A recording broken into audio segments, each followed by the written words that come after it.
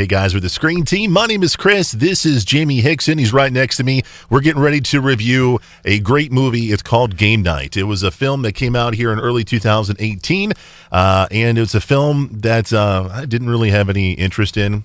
I saw the trailer and I was like, it looks okay, whatever. But, sometimes you see a trailer and you're like, it doesn't do it for me. But I tell you what, man, this movie was awesome. It was awesome. I love this movie. Jamie, are you on board with this? Yeah, I don't know if I'd call it awesome. Come on, you can call it awesome. It's okay. I really liked it. I mean, it was pretty funny. Yeah, I don't know if I'd call it awesome. You should. That's just my terminology usage. You would feel better if you used that term. If I said it was awesome. Well, I knew I wanted to see it as soon as I watched the first preview.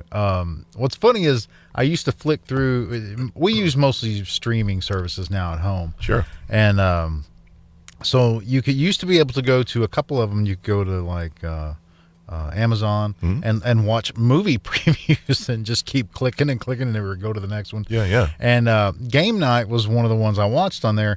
And when you saw the little the little icon that they had, it didn't have anybody's face, nobody from the movie. It was just like game pieces, and I'm like, wow, this looks pretty generic.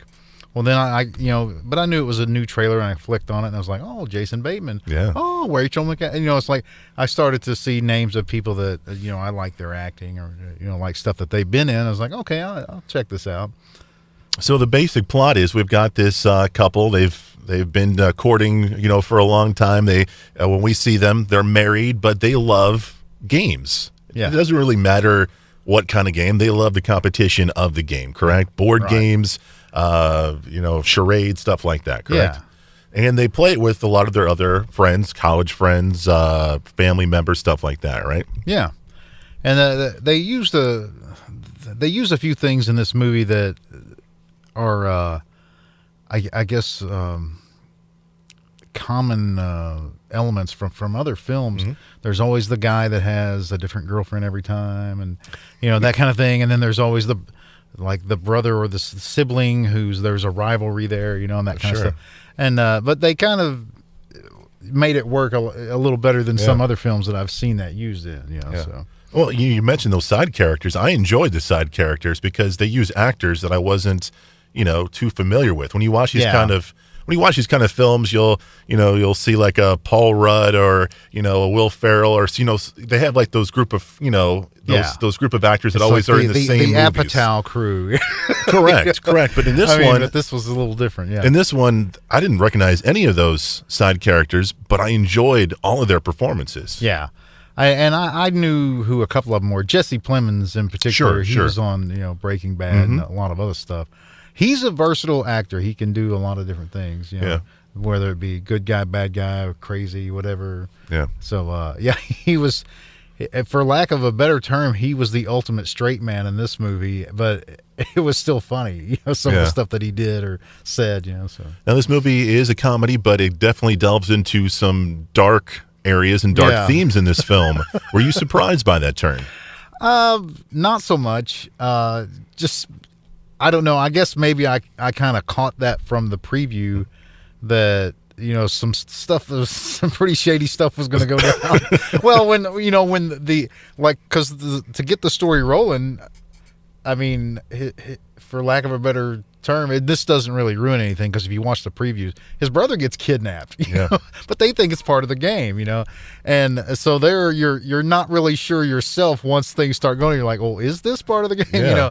So they twist it just enough in a couple of places where you're still trying to kind of catch up. And that's what I loved about this movie. I loved the fact that there was so many twists and turns, so many unexpected things. You thought that a certain character was going to go a certain way, and it didn't.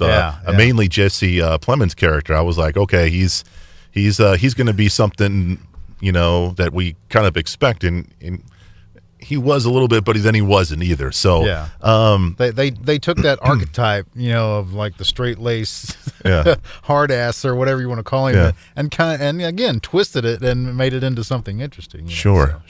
I don't know why you can't say this movie's awesome, Jamie. I mean, you're obviously laughing and smiling and loving, so I don't.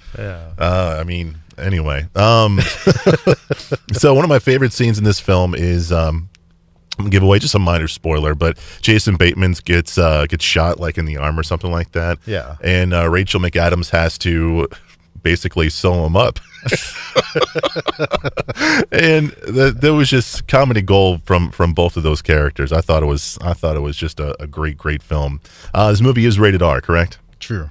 Yeah, lots of cuss words, lots of violence in this film as well. Yeah. You know, a lot more than what you would think when you do watch that first trailer. So. Yeah, there was a scene where the guy who's got all the different girlfriends. There's a scene where he's at this party or whatever, and he's got to steal this like porcelain egg or whatever. They steal it, and they do that almost that kind of looks like a one shot where they're just passing it on, playing hot potato with each other, going from room to room. That was an amazing scene. I thought it was awesome. So, the movie's called Game Night, rated R, starring Jason Bateman, Rachel McAdams. Yeah, man, give it a shot. Give it a try for sure. All right, man, that's the Screen Team. He's Jamie. I'm Chris. And remember, we want you to know before you go.